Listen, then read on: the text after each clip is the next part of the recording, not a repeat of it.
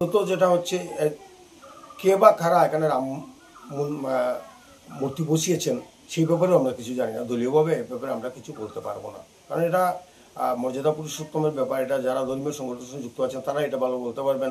এটা কে বা কারা এখানে করেছে সেই ব্যাপারে আমার জানা নেই। সাংবাদিক সম্মেলন করে দাবি করা হয়েছে যে মানে প্রাক্তন মুখ্যমন্ত্রী কিংবা বর্তমান মুখ্যমন্ত্রী দলের মানুষরাই এমন কাজ করেছে।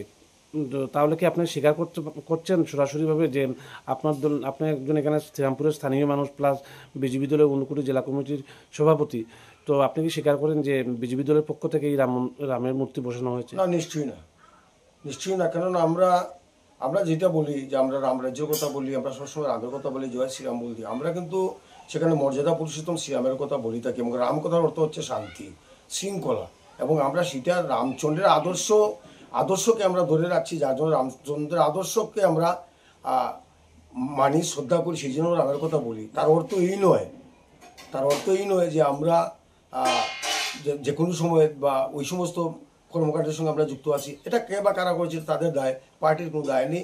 আমরা এ ব্যাপারে কিছু বলতে পারবো না।